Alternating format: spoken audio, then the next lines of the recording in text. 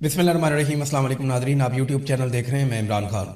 Nadreen, Abbas Araghchi Russia में हैं और रूस से जो स्टेटमेंट दिए हैं ईरान के वजीर खारजा ने, उनमें बहुत ज़्यादा कॉन्फिडेंस दिखाई दे रहा है। एक तो अरागची के मुताबिक मुज़ाकरात के नए दौर के लिए अमेरिका की जानिब से एक और दरखास्त मौसूल हुई है, यानी अमेरिका ये चाहता है कि दोबारा मुज़ाकरात के लिए बैठें। ये दावा किया अरागची ने। इसके अलावा ये बात अब्बास अरागची ने रशिया में कही कि सुपर पावर को नाकों चने चबवाए, ईरान के पास रूस जैसे दोस्त और इत्तेहादी मौजूद हैं। अब ईरान जब रशिया के साथ मिलता है तो उसे बड़ा कॉन्फिडेंस मिलता है, क्योंकि रूस माजी में अमेरिका के मुकाबले में एक बहुत बड़ी ताकत था, आज नहीं है। ये हकीकत है। रशिया बहुत बड़ा मुल्क हुआ करता था, लेकिन अफगानिस्तान की वॉर के बाद सोवियत यूनियन टूटना शुरू हो गया। अमेरिका ने बहुत सारी प्रॉक्सीज इस्तेमाल की और रशिया टूटते टूटते महदूद हो गया। फिर उसकी वो माशी कुव्वत भी नहीं रही, उसका सिस्टम भी नहीं चला। आज रशिया के बाद जो दूसरी ताकत अमेरिका के सामने आकर खड़ी हुई वो चाइना है। चाइना माशी तौर पे अमेरिका से काफी मजबूत होता चला जा रहा है। फौजी एतबार से चाइना आज तक टेस्ट नहीं हुआ, यानी कोई ऐसा बड़ा टेस्ट चाइना का नहीं हुआ जिससे वो साबित कर सके कि उसकी फौज अमेरिका से बेहतर है। लेकिन चाइना के हथियारों ने दुनिया में अपना मुकाम बनाया। बहुत सारी जगहों पे चाइनीज हथियार खरीदे भी जाते हैं और वो आजमाए भी जाते हैं, और चाइना के हथियार आहिस्ता आहिस्ता दुनिया की मार्केट में अपना हिस्सा बना रहे हैं। अब तो ये अरागची का काफी काबिल एतमाद किस्म के उनके स्टेटमेंट हैं, बड़ा भरोसा उनको हुआ अपनी ताकत के ऊपर, और रशिया ने काफी बकअप किया है। जितना मजबूत स्टेटमेंट रशिया की गवर्नमेंट की जानिब से दिया गया अरागची के आने पर, ऐसा जबरदस्त मजबूत स्टेटमेंट किसी और ने नहीं दिया। पाकिस्तान जो है वो सालिसी की बदस्तूर कोशिशें कर रहा है। देखिए, होती है या नहीं होती, लेकिन जो एक तजवीज पहुंचाई गई ईरान की जानिब से पाकिस्तान के जरिए से अमेरिका ने उसके ऊपर फिर मीटिंग की, और डोनाल्ड ट्रंप ने एक बड़ी अहम मीटिंग की है गुज़िश्ता रात को अमेरिका में। क्योंकि अमेरिका में अब रात शुरू हुई है जब आप ये वीडियो सुन रहे हैं, तो जब पाकिस्तान में रात थी और अमेरिका में दिन था, तो अमेरिका में डोनाल्ड ट्रंप ने बड़ी अहम एक मीटिंग की है और उसमें गौर किया इन बातों पर जो तजावीज़ ईरान ने दी है। ना सिर्फ उन तजावीज़ पे गौर किया गया, बल्कि मुस्तकबिल का लाया अमल भी उन्होंने तैयार किया कि अगर बॉम्बिंग शुरू करनी है तो दोबारा कब करनी है, कैसे करनी है, किस किस को साथ मिलाना है, और अब हिकमत अमली क्या हो। और अमेरिका ने ऐसा क्या कुछ मुख्तलिफ कर दिया है जो इस मरतबा दोबारा हमले की सूरत में अमेरिका को मुश्किल का सामना नहीं करना पड़ेगा, या अमेरिका को शर्मिंदगी का सामना नहीं करना पड़ेगा दुनिया के सामने। तो ये तो एक मीटिंग हुई है, लेकिन मार्को रूबियो ने, जो अमेरिका के वजीर खारजा हैं, उन्होंने जो ईरान ने तजवीज दी थी उस तजवीज को मुस्तरद किया है। ईरान की तजवीज ये थी, और ये बड़ी वाज़ेह उन्होंने दो बातें सादी सादी है, मैंने आपके सामने पहले भी रख दी थी। बल्कि जब ये खबर छपी आलमी मीडिया में, उससे भी पहले मैंने आपको बताया था कि ये दो चीजें हैं, एक तो आपने हुर्मुज़, और एक मैंने आपसे अर्ज किया था कि ये जो एटमी सलाहियत है ईरान के पास, या जौहरी प्रोग्राम ईरान का, ये डिस्कस होगा। तो ईरान ने कहा जी जौहरी प्रोग्राम को तो हम डिस्कशन में रख लेते हैं, उसके ऊपर हम आइंदा भी बात करते रहेंगे, पहले भी करते रहे हैं, ये मामला हम पेंडिंग कर देते हैं, इस पर मुज़ाकरात चलते रहेंगे। हम फौरी तौर पर एक मुआहिदा कर देते हैं जिसमें हम आबने हुर्मुज़ को खोल देते हैं। और जो ईरान ने उसमें तजवीज दी थी वो ये दी थी कि एक मुआहिदा करते हैं अमेरिका और ईरान के बीच में आबने हुर्मुज़ को खोलने के हवाले से, और उस मुआहिदे के मुताबिक अमेरिका नाकाबंदी खत्म कर देगा और ईरान आबने हुर्मुज़ को खोल देगा। लेकिन मार्को रूबियो ने कहा कि अमेरिका इन तजावीज़ को मुस्तरद करता है क्योंकि ईरान ने सख्त शराइत के तहत आबने हुर्मुज़ की बंदिश खोलने का कहा, जो हमारे लिए काबिल कबूल नहीं है। ईरान का कहना यह है मार्को रूबियो के मुताबिक कि जहाज रानी सिर्फ उस सूरत में हो सकेगी, या आबने हुर्मुज़ में से जहाज सिर्फ उस सूरत में गुजरेंगे जब ईरान के साथ हम आंगी की जाएगी या उनसे बाकायदा इजाजत ली जाएगी। अगर कोई बगैर इजाजत लिए या ईरान से कोऑर्डिनेशन किए बगैर यहां से गुजरेगा तो उसको या तो उड़ा दिया जाएगा या फिर उसके ऊपर जुर्माना आयद कर दिया जाएगा। ये मार्को रूबियो ने कहा जी हमें काबिल कबूल नहीं है। फिर मार्को रूबियो ने एक और स्टेटमेंट दिया। डोनाल्ड ट्रंप ने कहा था, आपको याद होगा, कि हमने ईरान के तकरीबन तमाम मिसाइल खत्म कर दिए हैं और उनकी मिसाइल साइट्स तबाह कर दी हैं। अब ईरान के पास हमला करने की सलाहियत नहीं है, हम जंग जीत चुके हैं, ये डोनाल्ड ट्रंप ने कहा था। मार्को रूबियो ने इसके बरक्स एक स्टेटमेंट दिया। डोनाल्ड ट्रंप ने तो 100% मिसाइल ईरान के खत्म कर दिए थे, लेकिन मार्को रूबियो ने कहा नहीं, 50% मिसाइल जो है वो सलाहियत ईरान के पास अभी बाकी है, और ईरान इतने हथियार रखता है कि वापस 50% हथियारों से हमला भी कर सकता है। एक और नाज़रीन डेवलपमेंट आई, ये बड़ी दिलचस्प है। ईरान के नायब सदर का एक स्टेटमेंट है, पहले वो आप देख लें। ईरानी नायब सदर ने कहा कि माजी में हमारी तौहीन करने वाले ममालिक, वो ममालिक जो हमें जलील करते थे, वो ममालिक जो हमें जेट फ्यूल बरामद करने से इनकार करते थे, आज वही ममालिक अपनी तवानाई की सप्लाई को महफूज बनाने के लिए और अपने बहरी जहाजों को आबने हुर्मुज़ में से गुजारने के लिए हमसे इजाजत के लिए इल्तजा कर रहे हैं। ये बड़ा फातिहाना किस्म का स्टेटमेंट है। यानी ये तो ईरान ऐसा लगता है अपनी फतह का ऐलान कर रहा है कि जो ममालिक कल तक ये करते थे वो करते थे, आज वो ममालिक देख लें कि हम कैसे। ये गुज़िश्ता 2 दिनों से ईरान के स्टेटमेंट बड़े सख्त हो रहे हैं। ईरान के मुख्तलिफ जो लीडर हैं वो कभी यूरोपियन स्टेटमेंट्स के खिलाफ बात करते हैं। यानी एक और स्टेटमेंट में देख रहा था, ईरान के एक बड़े लीडर हैं, उन्होंने कहा कि जर्मनी का, क्योंकि एक बयान आया अमेरिका के बारे में कि अमेरिका के पास कोई मंसूबा नहीं है इस जंग से निकलने का, और उन्होंने कहा कि ये मामला इस तरीके से हल भी नहीं होगा। लेकिन उन्हें भी याद दिलाया गया ईरान की जानिब से, ईरानी क़यादत की जानिब से कि जनाब आप भी दिसंबर में ये कह रहे थे कि चंद हफ्तों के अंदर ईरान का ये हो जाएगा वो हो जाएगा, तो वो देखें हम तो अपनी जगह पे खड़े हैं। तो ईरानी ना अब सबको जवाब दे रहे हैं, यूरोपीय ममालिक में भी कुछ को जवाब दे रहे हैं, अमेरिका को भी जवाब दे रहे हैं, इसराइल को भी जवाब दे रहे हैं और जारहाना बयान दे रहे हैं। ये नायब सदर का स्टेटमेंट, ये कोई छोटा स्टेटमेंट नहीं है। उन्होंने कहा जो ममालिक हमें जलील करते थे, हमारी तौहीन करते थे, हमें जेट फ्यूल बरामद करने से इनकार करते थे, वो हमसे इल्तजा कर रहे हैं कि हमारे जहाज़ों को यहां से गुजरने दें आपने हुकूमत में से। तो ईरान का रवैया रशिया जाने के बाद मैंने कहा ना काफ़ी उन्हें कॉन्फिडेंस आया है। रशिया ने, मुझे लगता है कि ईरान के साथ काफ़ी सारी चीज़ें तय की हैं। नेटो का सालाना एक सरबराही इजलास होता है नाज़रीन। ये नेटो के जो ममालिक हैं, ये मगरबी ममालिक हैं, ज़्यादातर अमेरिका के सारे इत्तहादी हैं। तो ये नेटो ममालिक इकट्ठे होते हैं, इनका सालाना एक सरबराही इजलास होता है जिसमें तय करते हैं पूरा साल क्या हुआ, अगले साल क्या होगा, और ये अपनी हिकमत अमली बनाते हैं।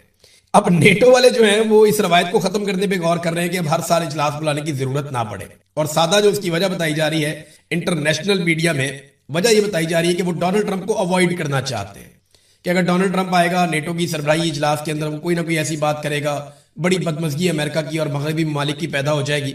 तो ट्रंप के साथ कशीदा मुलाकात से बचने की कोशिश है ये, और कुछ नहीं है। तो इस मामले में वो कहते हैं जनाब इसको मामले को अगर मौखरी कर दिया जाए तो अच्छी बात है, नेटो का जो सरबराही इजलास है वो ना हो। चीन ने नाज़रीन अक़वाम मुत्तहिदा में एक बड़ा सख्त स्टेटमेंट दिया है, और चीन ने वही पोजीशन उनकी वही है, लेकिन ये अमेरिका के लिए बड़ा सख्त स्टेटमेंट है। आपने हुर्मुज़ इस वक्त सबका मसला बना हुआ है ना, तो इस पे चाइना ने जो स्टेटमेंट दिया, उनके जो चीन के सफीर हैं अक़वाम मुत्तहिदा में, उन्होंने कहा जी कि आपने हुर्मुज़ की बंदिश की जो असल वजह है वो अमेरिका और इसराइल का ईरान के ऊपर हमला है, और ये बिला जवाब हमला है, इसकी जरूरत नहीं थी। अच्छा, इन्होंने ये हमला कर दिया ईरान के ऊपर और आपने हुर्मुज़ उसके बाद बंद होगी, तो जिम्मेदार इसराइल और अमेरिका का हमला है, चाइना ये कह रहा है। फिर वो ये कहता है कि इस मसले का जामे और मुस्तकिल हल क्या है, वो सिर्फ और सिर्फ जंगबंदी में है कि मुस्तकिल जंगबंदी हो जाए तो ये मसला हल हो जाएगा, वरना ये मसला हल नहीं होगा। तो इसमें सारे बैठ के एक मुस्तकिल जंगबंदी करवाएं जिसके नतीजे में ये मसला हल होगा, वरना ये मसला इसी तरह जारी रहेगा। नाज़रीन, कुन्नर में वहां पे एक हमला हुआ है और वहां की गवर्नमेंट ने इल्जाम लगा दिया पाकिस्तान के ऊपर कि पाकिस्तान ने हमला किया है, और वो कहते हैं जी हमारा काफी नुकसान हुआ है यहाँ पे इस हमले में। अब पाकिस्तान ने जो है वो ये कहा कि नहीं, ये ऐसा नहीं किया, पाकिस्तान ने ऐसा नहीं किया, पाकिस्तान ने ये अटैक कुन्नड़ में नहीं किया, बल्कि पाकिस्तान की तरफ से कुछ जराए ये भी बता रहे हैं कि कुन्नड़ में कोई दहशतगर्दों का मरकज था, वहां पे कोई तरबियत दी जा रही थी दहशतगर्दों को, और वहां कोई धमाका हो गया तरबियत के दौरान, और वो नुकसान पाकिस्तान पे डालने की वहां की हुकूमत कोशिश कर रही है। ये पाकिस्तान का मौक़िफ़ है। जबकि अफगानिस्तान का मौक़िफ़ ये है कि पाकिस्तानी फोर्सेस की जानिब से अटैक किया गया है और वहां बमबारी की गई है, जिसके नतीजे में वो ये दावा करते हैं कि वहां सिविलियंस का नुकसान हुआ है। अब ये तो अफगानिस्तान का मामला ना, इस पे तो अफगानिस्तान का मौक़िफ़ अपना है, पाकिस्तान का अपना है, लेकिन पाकिस्तान के अंदर एक ही दिन में 3 बड़े खौफनाक वाकयात हुए हैं। हमारे बड़े अच्छे जर्नलिस्ट हैं मोहम्मद फ़हीम साहब, वो इसको रिपोर्ट करते हैं कि एक दिन में 3 मुबैना ड्रोन हमले हुए। खैबर अकाखेल में ड्रोन हमला, बच्चों समेत 7 अफराद वहां पे जख्मी हो गए। पेशावर हसन खेल में ड्रोन हमला, और शुमाली वज़ीरिस्तान में ड्रोन जो है मुस्लिम लीग नून के रहनुमा मलक लियाकत अली वजीर का बेटा और 2 भतीजे समेत 3 बच्चे भी वहां पे जख्मी हो गए। तो ये ड्रोन हमले हो रहे हैं, इनके खिलाफ एहतजाज भी जारी है। खैबर में घर पे मार्टर गोला गिर गया, ये एक्सप्रेस न्यूज की खबर है। बच्चों और खवातीन समेत 7 अफराद जख्मी हो गए हैं, जिसके बाद वहां पे एहतजाज शुरू हो गया। और जो लोग एहतजाज कर रहे हैं उन्होंने बंद किया वहां पे सड़क को, उन्होंने काफी एहतजाज किया। MNA भी वहां पे जो मकामी पाकिस्तान तहरीक इंसाफ के हैं वो भी आ गए। तो लॉ एंड ऑर्डर की सिचुएशन पाकिस्तान में कोई बड़ी आइडियल नहीं है, लेकिन इस सिचुएशन को ठीक किया जा सकता है अगर सारी की सारी लॉ इन्फोर्समेंट एजेंसीज और इदारे वो लॉ इन्फोर्समेंट पे ही तवज्जो दें, अमन अमान पे ही तवज्जो दें, और अपने जो बाकी उनकी एक्टिविटीज हैं उनको मौखर करें या बंद करें, उन चक्रों में ना पड़े, सीधा सीधा जो काम है करने वाला उस काम की तरफ वो आए।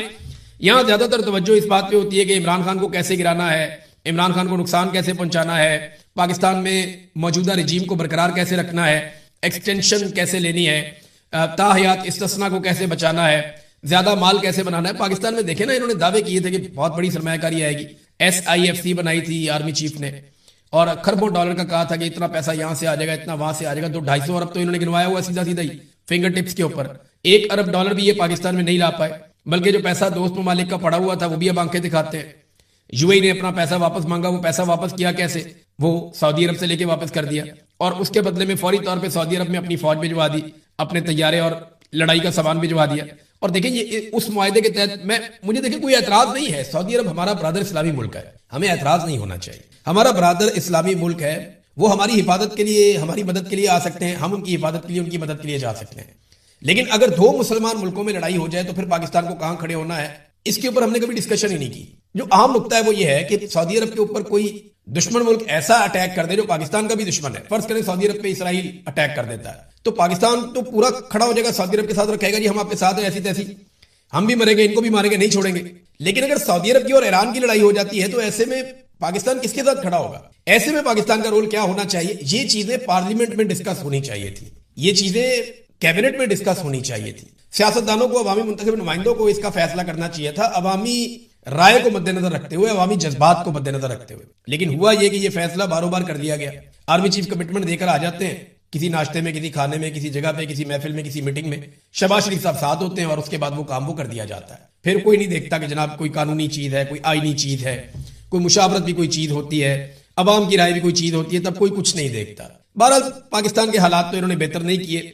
अभी एक खबर अच्छी है आज के दिन में मेरे पास, कल जो है वो जमानत हो गई फखरुर रहमान साहब की।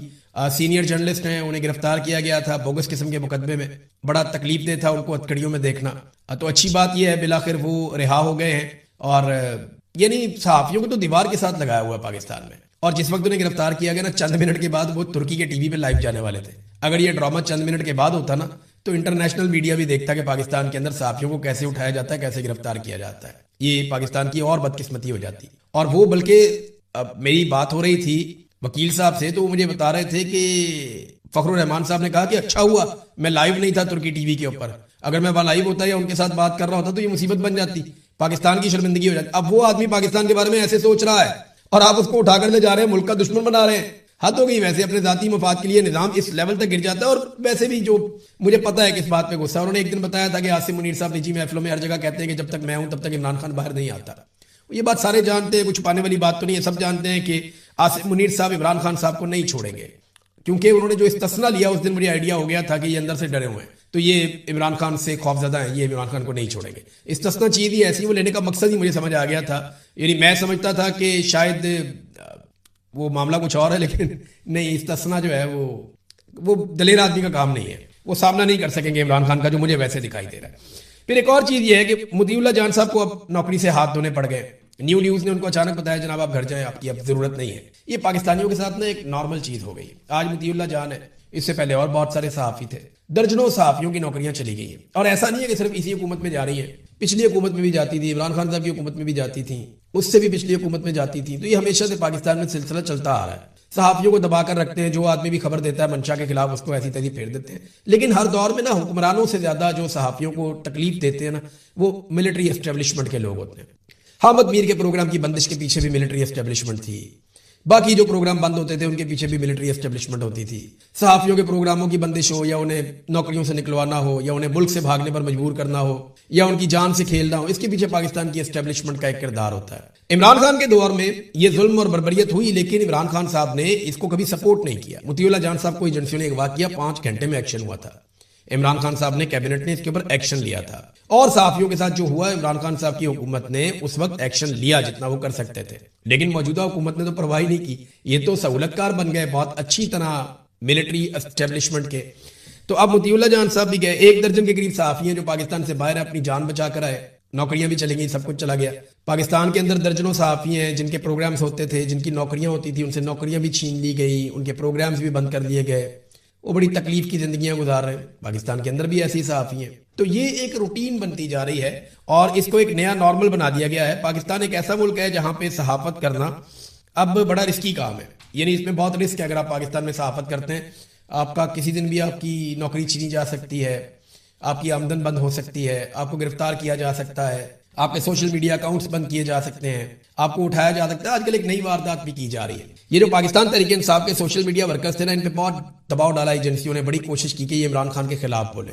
वो इसके लिए कोई आमादा नहीं हुआ। तो अब वो एक नई स्टेज ये है कि आप इमरान खान के खिलाफ ना बोलें, आप इमरान खान के लोगों के खिलाफ बोलें। यानी आप पाकिस्तान तहरीक इंसाफ में दरार पैदा करें, मुखालफत पैदा करें, तहरीक इंसाफ में आप लड़ाइयां करवाएं। बहुत सारे ऐसे लोग हैं बेचारे जो नहीं चाहते, लेकिन इसके बावजूद कई अकाउंट से आप देख रहे होंगे कि पाकिस्तान तहरीक इंसाफ के अंदर लड़ाइयां करवाई जा रही है। इमरान खान की कोई बुराई नहीं करता, लेकिन एक ने ये ग्रुप बनाया हुआ है, एक ने वो ग्रुप बनाया हुआ है, एक ने वो ग्रुप बनाया हुआ है। तो एस्टेब्लिशमेंट का अपना तरीकाकार होता है ना चीजों से डील करने का। जब उन्होंने देखा कि ये इमरान खान के खिलाफ नहीं हो रहे, सारे उसके साथ खड़े, तो उन्होंने कहा ठीक है, इनको आपस में तो लड़ाओ, कम से कम कमजोर तो करो इनको।